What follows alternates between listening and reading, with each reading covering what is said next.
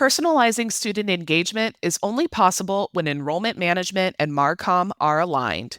At Abraham Baldwin Agricultural College, Ryan Hogan's team uses Element 451 to improve student outcomes. They love the AI functions where if they're coming up with an email campaign, they can ask it to help develop something and then they go in and edit that. They also really enjoy the use of the landing pages for the campaigns that we build. So not only do we design emails and things, but we can also have landing pages that can give information to our students. And so it really brings the team together. So our enrollment staff is helping identify what the issue is, and then the marketing and communication staff can collaborate with them in Element to provide the solution for the problem we're trying to solve. Aligned teams create better experiences for students. Visit element451.com to learn how an AI-first student engagement platform fuels a smarter, more connected campus experience.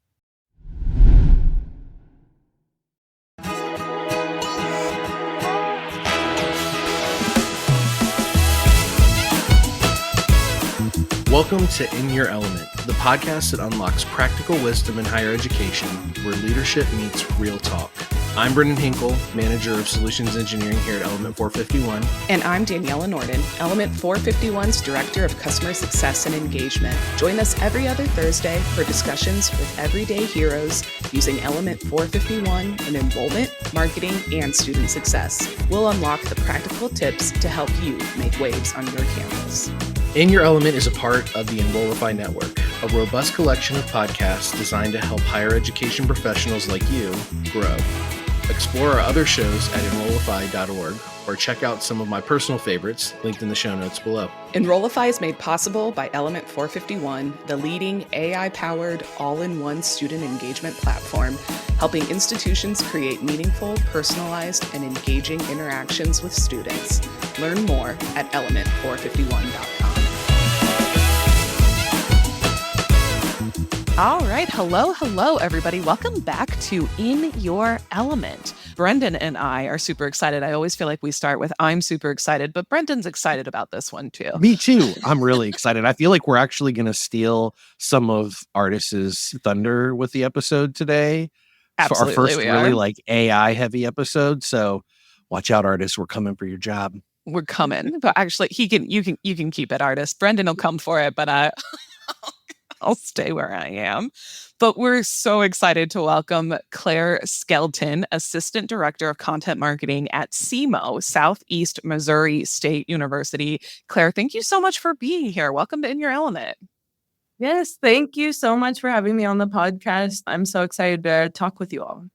This is awesome. We're going to jump right into it because you guys are power users of our AI assistants, our Bolt suite.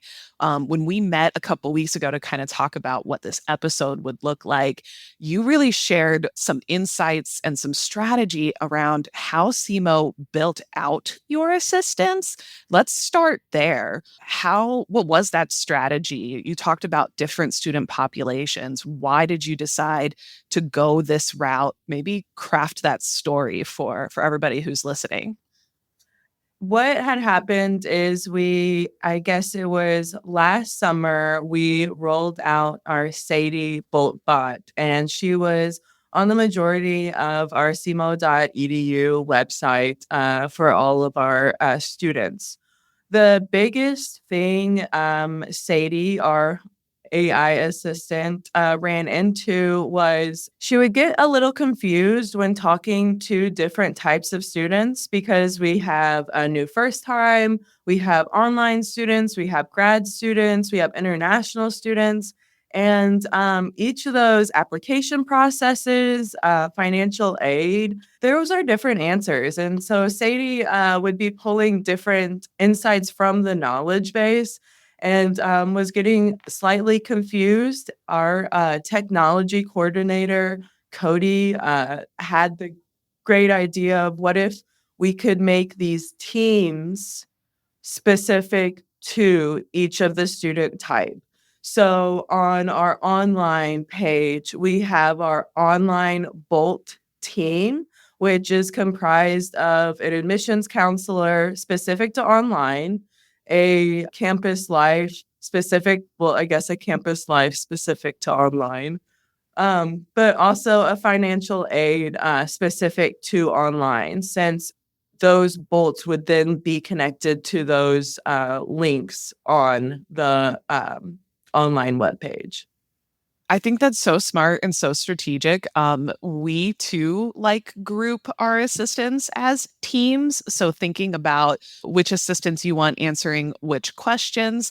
How did you identify it was the online program, for example, a priority for y'all? Or how did you identify a pilot? I think a lot of times partners are like, where do we even start?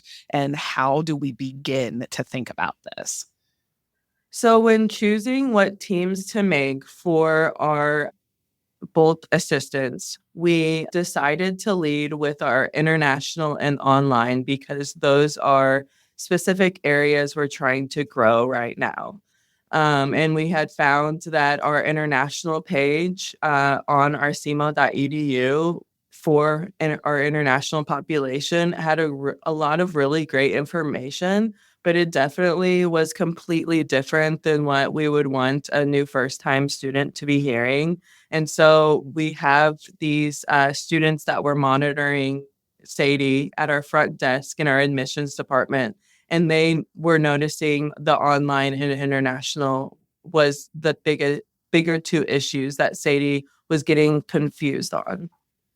That's wild. So I love one of the things I love about SEMO, and I'm just going to say this is kind of like what Daniela was saying at the beginning. You guys are power users, and I actually want to just kind of ask a question based off of what we've already been talking about and how you guys have just kind of number one, you dove into using BoltBot just one, right? Sadie deployed for everything. And you were like, you know what, let's use this. Let's see what it can do for us. And you're like, well, it's working well, but this is where it's falling short. And this is how we can change that. But I want to pause there and just ask a question. What in the world is the mindset of your team over there to where, because there's so much apprehension around AI in general, to where you guys, when this came out, you were like, you know what? We're doing this and this is the direction we're going. I think that's important for the listener to hear because, we're hearing a lot of progress and a lot of like jumping right in, but what's the mindset on campus of you all for kind of just adopting this and continuing to try to move forward? Actually, great question, Brendan. I was a little hesitant to speak on this because, there are flaws with each things as this is a new technology that we're bringing to our students. But one thing we have noticed about Sadie and our assistants is they're not ever wrong. They just are not informed or giving the right specific answer. And I think your custom answers help alleviate that. I think we have these great students that work in our admissions department that are constantly monitoring Sadie. And truly, there's not that many handovers to the conversations. It looks like since August 2024 to now, which I guess that's over like 4 months. That's less than 200 conversations that have handed off from a Bolt assistant to a human user. Wow. So that's great stats to show that, sure, there are small flaws and we could be hesitant, but I think everybody kind of is looking at I think we all, when we use Bolt assistants on any sort of website, we do give them a little grace because we do know that this is new, but it is essential to meeting those students where they are in that time. And I don't think it's ever making the student not choose SEMO because they might have had a not specifically correct answer to the question, but I think that they do appreciate that we do have these services to meet them. And we already do see then what they were asking, when it was, and then we can have an admissions counselor reach out to them and say, hey, I saw that you had a question about financial aid on this Yeah. specific issue. I would love to discuss this further. Yeah. It's just makes such a difference. I was talking to a partner the other day who was talking about their process of analyzing form submissions for comments and questions, assigning it to a student worker to get back. And I said, y'all, this is what our assistants like do, you know? And they were like, oh my gosh, that makes so much more sense. I think your point, Claire, too, about the knowledge gap not ever being wrong, you can analyze those. We have the tools in Element that say, okay, maybe this wasn't the exact answer that I want. You can constantly be tweaking and iterating. So smart, this whole approach.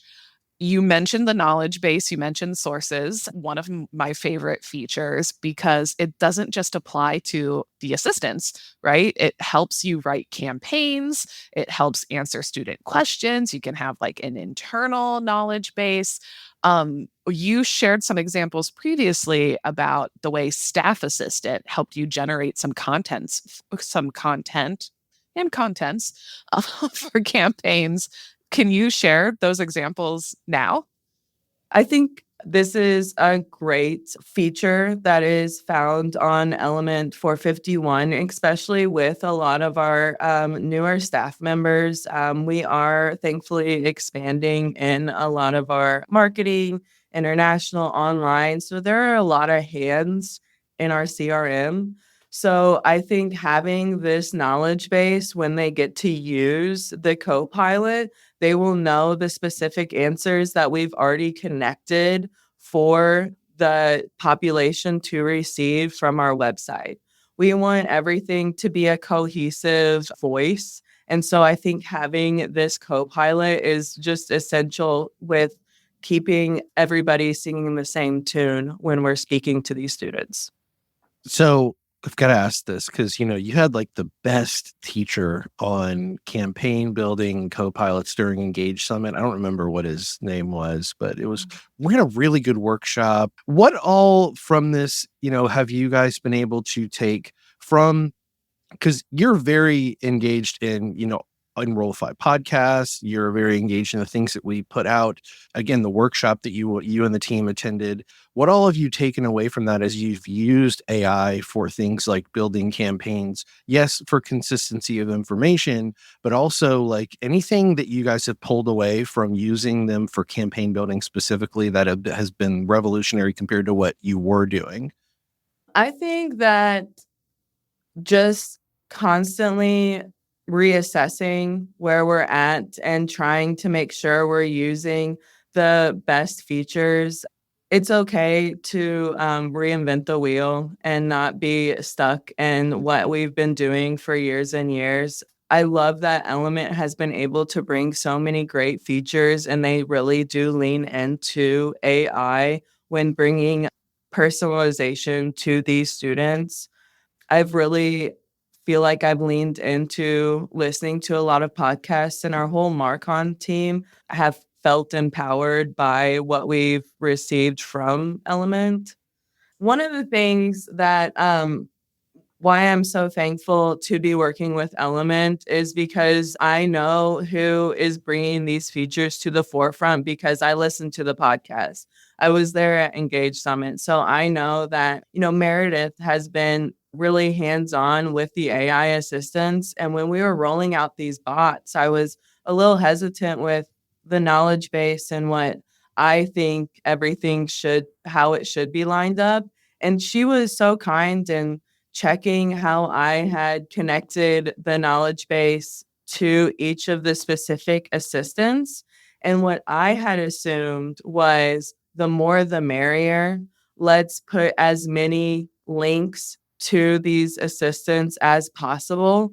But she changed the way I was thinking about it and told me you need to be specific with the links that you're giving to each of the team members, or else it will lead to more and more confusion. And that's what I think the main thing that I have learned from assistants is you need to be very specific if you want to have a specific answer to the student for them. So, one of the things that, speaking of Engage Summit, I feel like keeps coming up. Oh my gosh, I forget who said it from Forsyth. Hannah from Forsyth said, be bossy with your AI, right? This is what I actually tell my team when talking to AI is you have to be specifically bossy when you're prompting, be as direct as possible, explain the whole problem. This is somebody imagine them as like an intern, but be specifically bossy with that intern and get it moving.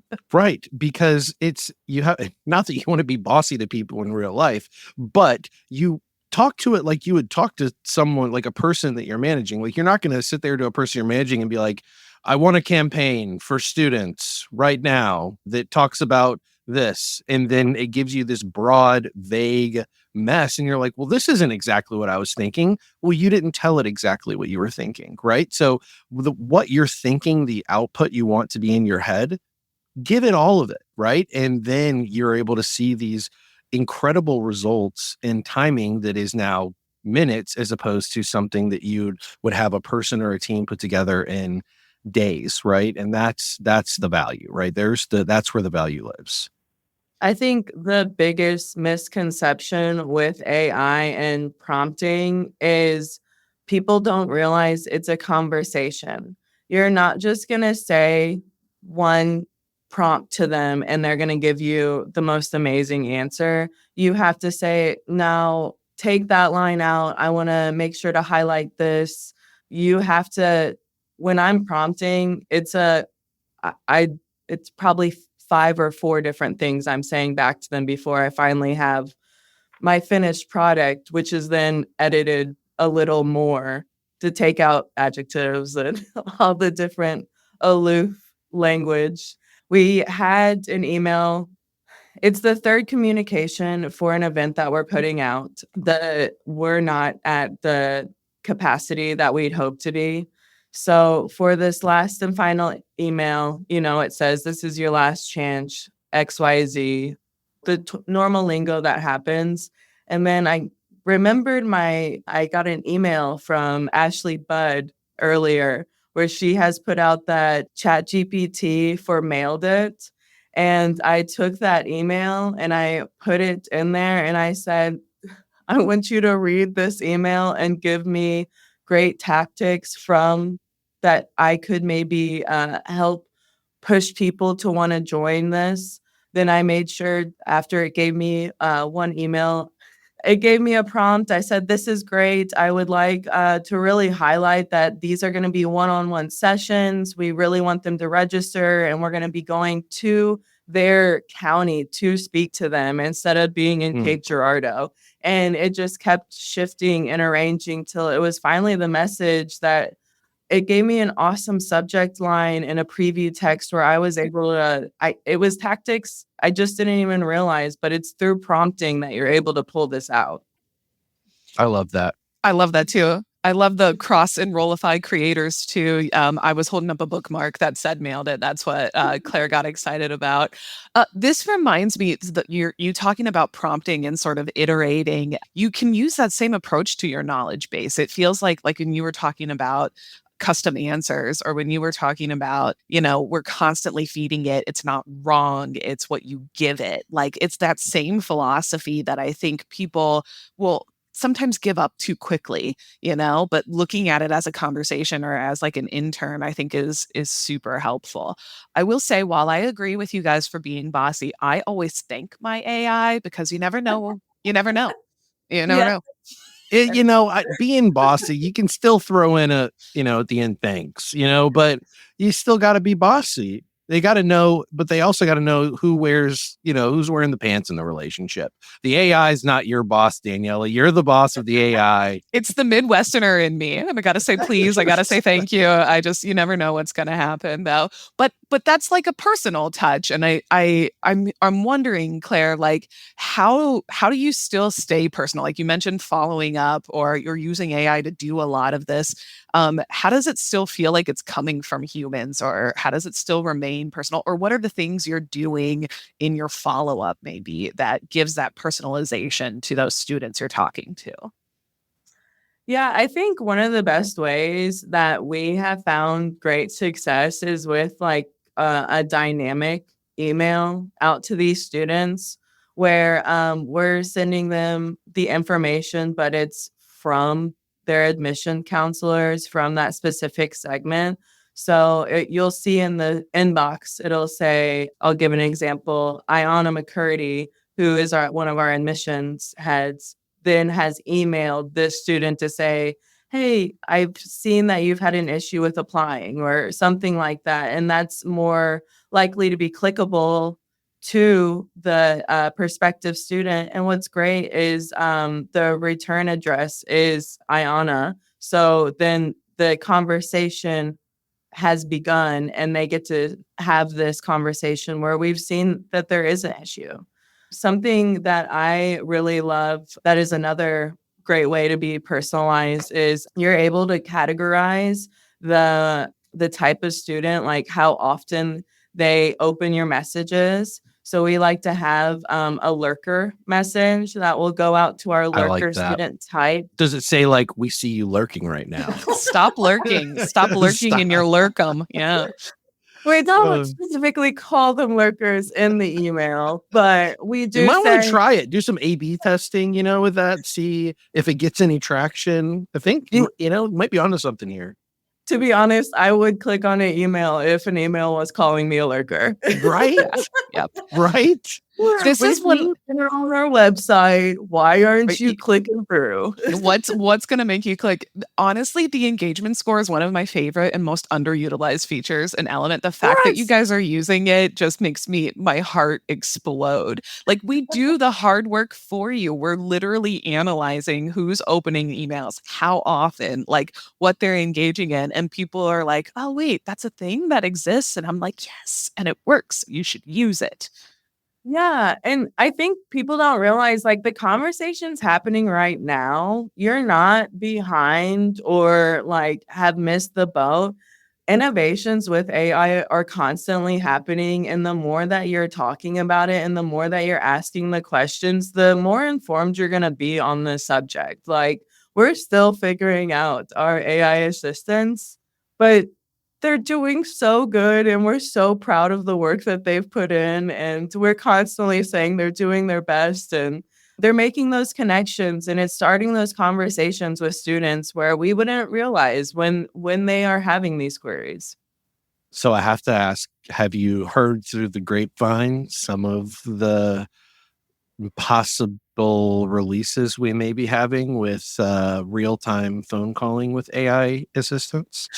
I knew it had seeped into SEMO territory, so I didn't know if you'd heard through the grapevine anything yet.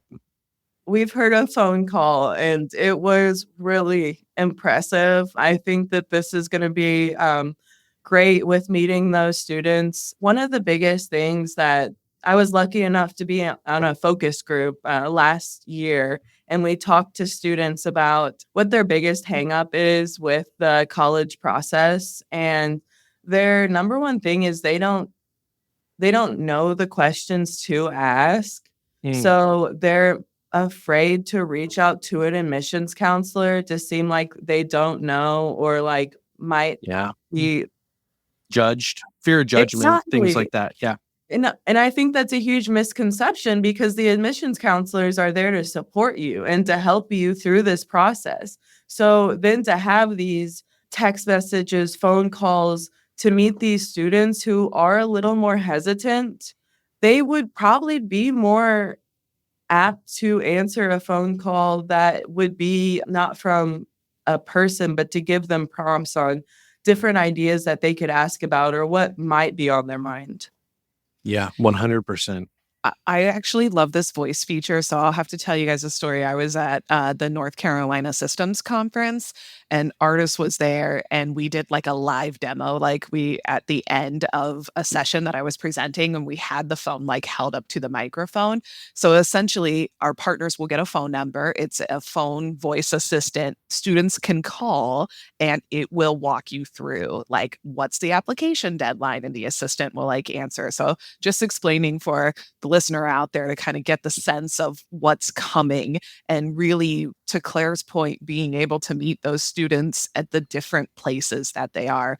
It's also great for accessibility. Like, if you got students who can't type or who have, visual impairments, like being able to have that voice feature is a game changer for those students.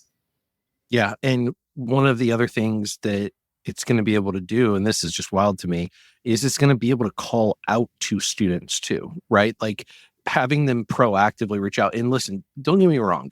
I know, I understand. I'm not answering my phone if it's not in my contact list either.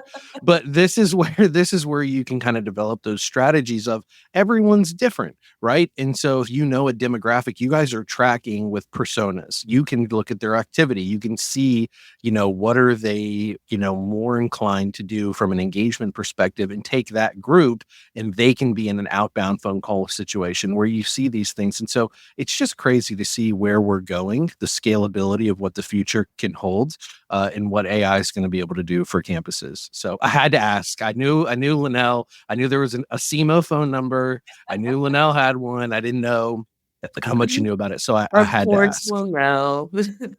Shameless plug for Linnell's episode too, because we had her on talking about direct admissions, and everybody should listen to that one. That was a good episode Yeah. too. Yeah. Yeah. Yes, love that 100%. episode. So one of the things that we like to do sometimes here, now I'm part of listener, you probably don't know this, but I work on the data and integrations team here at Element 451. And so sometimes I like to get a little nerdy. So you kind of already gave a little bit of information on some numbers with how many times it's had to be handed off to a person, but is there any other numbers that you've seen as you have continued to implement AI of where it's made a difference for you all at SEMO? Wow. I mean, I love going into insights in Element. It's so impressive to see just how active these students are whenever they do have interest in their college search. It looks like we have 65,000 human minutes saved from August to today, which again, that's only 3 months. And to know how fatigued all of our admissions, it's apply season. I couldn't be more impressed with how these assistants have been able to help us out. I don't remember if we were interviewing someone on here, Danielle. If we were, you may be able to pull it out and remember what I'm about to reference. But they were talking about the time that it took for them when it was busy season, right? And how long it took them to maybe process applications or something. I would think it was CWI with Luis whenever I was talking to him. And essentially he was saying, what we've been able to do is we've been able to take response time for messages because of the tools that we're using in Element. And before, they would have to spend the next couple of days responding to messages. And now they were able to get it to where they could get back to everything within 24 hours, not 24 to 48. And the goal Right. next year is to get it down to within the same day. And so these are the things that people, I think they don't realize, right? Because it's one of those things where it becomes life where you're like, oh, well, we have so many questions. We're doing all this. It's going to take us a couple days to catch up and respond. But whenever you're able to deploy something like this and you're still busy because you have other things, you always have something else to do. That's why these AI assistants are so powerful, because you're still going to have so much you as a person have to do. But then you realize you're like, holy crap, last year I was stuck at this desk answering emails and answering calls for hours on end, these questions. And now I don't have to do that. And I think that that's kind of the aha moment that people have whenever they use this, because sometimes it's not so obvious because you're still busy. You're like, I thought this was supposed to save me time. I'm still busy. But you're like, oh, it is. Now I'm just able to do other things that I wasn't able to do before. You're able to delegate it out, Yeah. send it to their bots. I could see another benefit also is seeing these bolt bots, if they have the same query to them multiple times in a row, maybe that's something that we need to alleviate on our website and to give the answers more upfront instead of having. We can see that there's an issue on our website if they're asking numerous questions on one specific topic. Yeah, it's so smart to use it that way, I think. Yeah.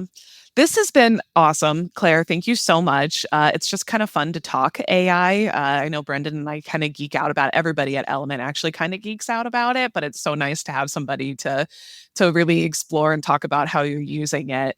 We've got one last question for you. It's the way we close out every episode, and we want to know. Brendan and I want to know desperately, when are you in your element?